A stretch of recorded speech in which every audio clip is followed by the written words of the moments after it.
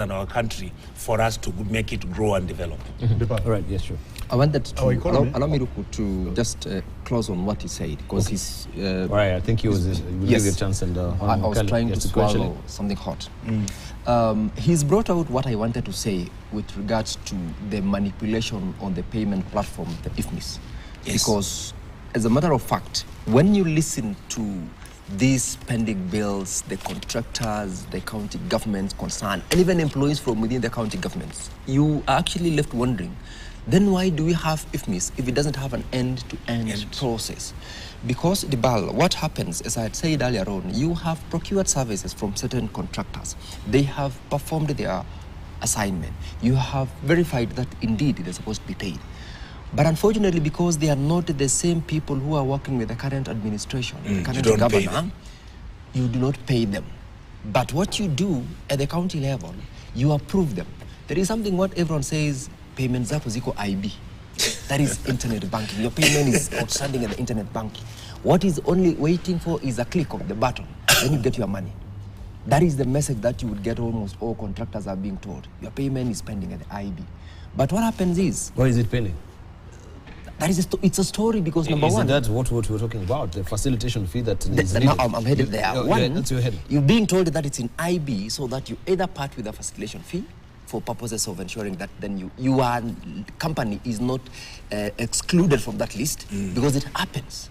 You shared of a list, but the companies which are being paid are companies which have not done any assignment, which are companies belonging to people who have parted with some amount as facilitation fee.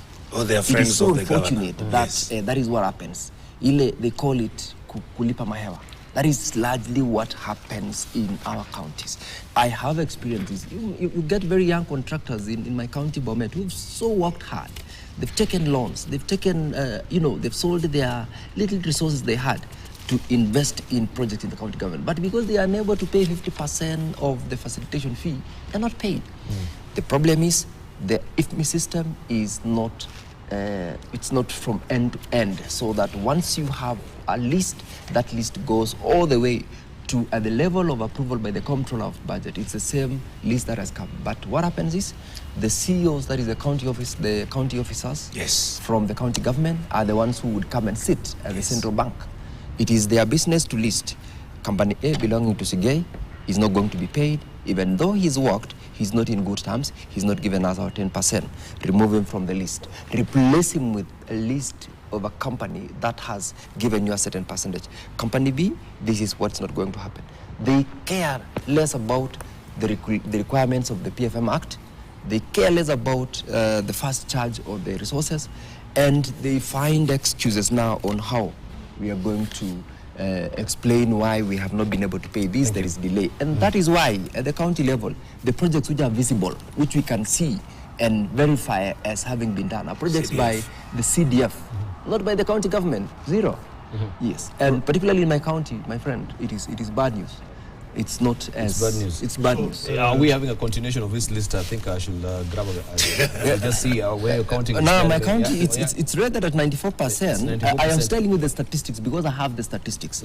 1.2 billion is what is outstanding. The governor, when he appeared before the Senate, he was talking about 400.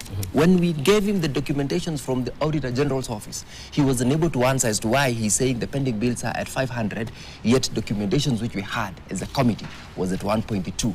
He went down back to the county, established an executive committee that came out with the 1.4 billion as pending bills. Dissatisfied with that, though that was his committee, decided to ask